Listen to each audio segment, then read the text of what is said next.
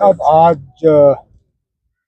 जो पुराना SRO 43 का कंपैशनेट अपॉइंटमेंट स्कीम है उसके तहत और उसके रिप्लेसमेंट में जो रिहैबिलिटेशन असिस्टेंस स्कीम RAS, इन दोनों स्कीम्स को जोड़ के आज 90 कंपैशनेट अपॉइंटमेंट्स कश्मीर प्रोविंस के 10 के 10 ज़िलों में जो है आज बांटने का काम हुआ।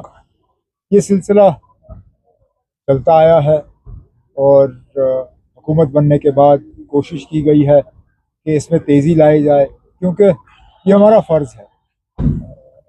ये अपॉइंटमेंट्स किसी के ऊपर एहसान नहीं है। हमारे कुछ कीमती साथी अपने सर्विस पीरियड के दौरान इस दुनिया से चले गए और उनके घर को तकलीफ़ ना हो, उनका घर चले, उस सिलसिले में ये स्कीम जो है ये लागू किया गया। और जैसे मैंने अपनी तकरीर में आज कहा, कोशिश की जाएगी कि जहाँ जहाँ इसमें कोई खामियां हैं, कमज़ोरियां हैं, उनको दुरुस्त किया जाएगा। मैंने पिछले दिनों कहा कि अमेरिका के सदर साहब के बयानों का पता ही नहीं चलता। मुझे लगता है उनको खुद भी पता नहीं है वो कर क्या रहे हैं।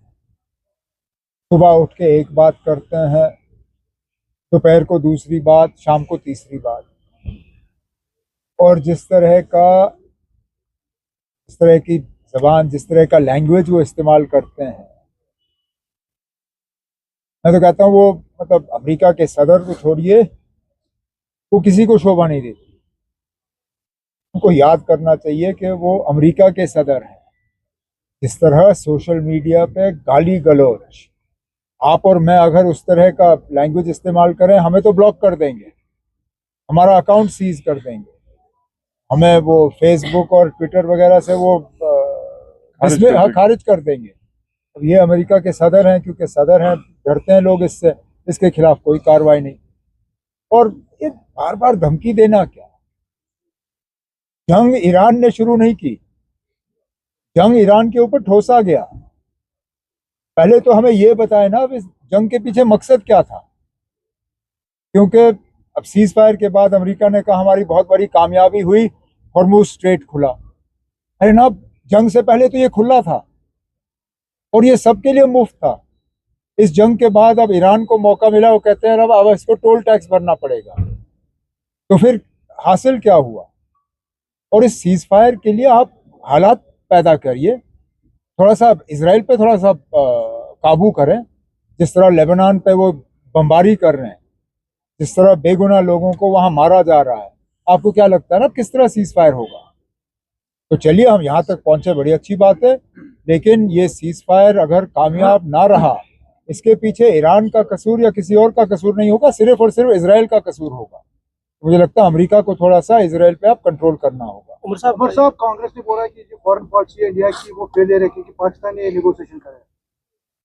अब फेलियर या सक्सेस में उसमें नहीं जाऊंगा, लेकिन ये तो हमें मान के चलना होगा कि पाकिस्तान ने वो किया जो बाकियों ने जो बाकी नहीं कर सके। मेरा अपना मानना है कि कहीं ना कहीं हमारे जो इसराइल के साथ ताल्लुकात हैं वो हमारी थोड़ी सी कमजोरी बनी, क्योंकि जैसे मैंने कहा ये जंग सिर्फ इसराइल को चाहिए, और शायद अगर हम इतना इसराइल के करीब नहीं होते तो शायद हिंदुस्तान वो कर सकती थी जो पाकिस्तान ने किया, क्योंकि हमारे अच्छे ताल्लुकात हैं अमेरिका के साथ भी, ईरान के साथ भी।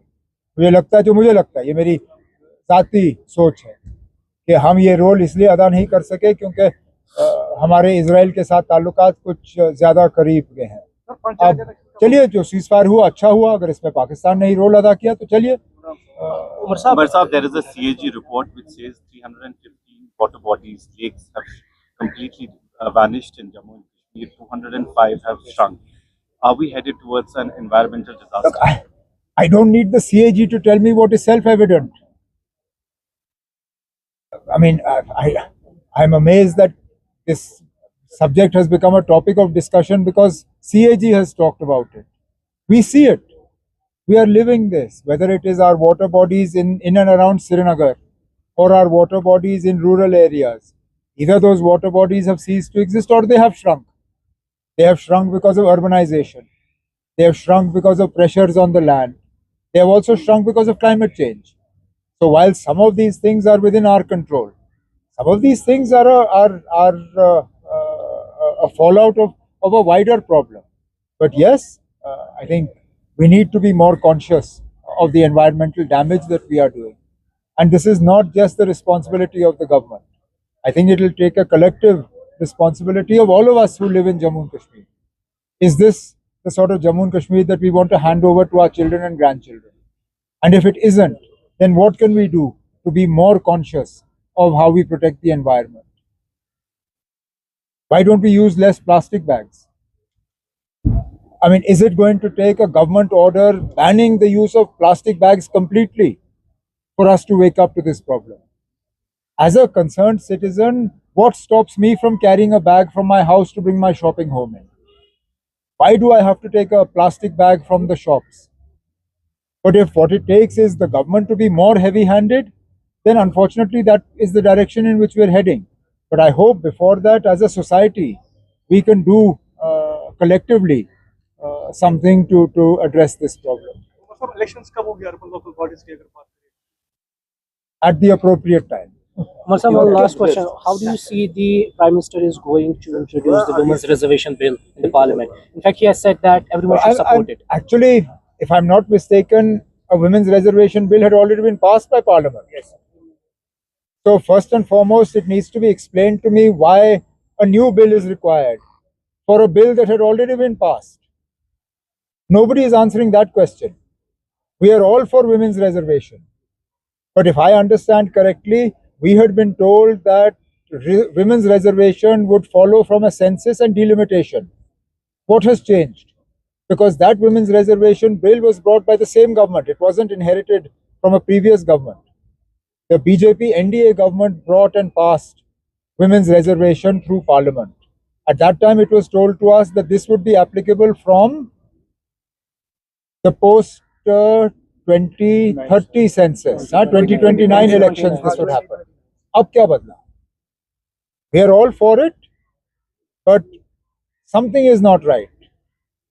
And the government of India, particularly the BJP, needs to come clean on what was wrong with the previous bill brought by this very government that requires a fresh bill. Convince us, we are happy to listen. Umar साहब, ये जो नीति आयोग की latest report आई है कि जम्मू कश्मीर में सालाना 15,000 करोड़ रुपए सिर्फ हमारे हॉर्टिकल्चर को नुकसान हो रहा है because of the different reasons, थोड़ा सा इस पे जानना चाहेंगे. अब बजट में इस साल हमने हॉर्टिकल्चर के लिए क्रॉप इंश्योरेंस स्कीम जो है उसका ऐलान कर दिया है. अब फाइनेंशियल ईयर शुरू हुए, अब हफ्ता भी नहीं हुआ, हमारी कार्रवाई जो है वो चल रही है. हमारी कोशिश रहेगी कि जल्द से जल्द हम ये स्कीम जो है लागू करें. ये पहली मर्तबा है. इससे पहले मुख्तलिफ तरीक़ों से कोशिश की गई थी मदद करने की, लेकिन वो सिर्फ दिखावा था. कोई मार्केट इंटरवेंशन स्कीम, कोई ये कोई वो एक आदमी को फ़ायदा पहुंचाने के लिए था, आम ग्रोअर को नहीं.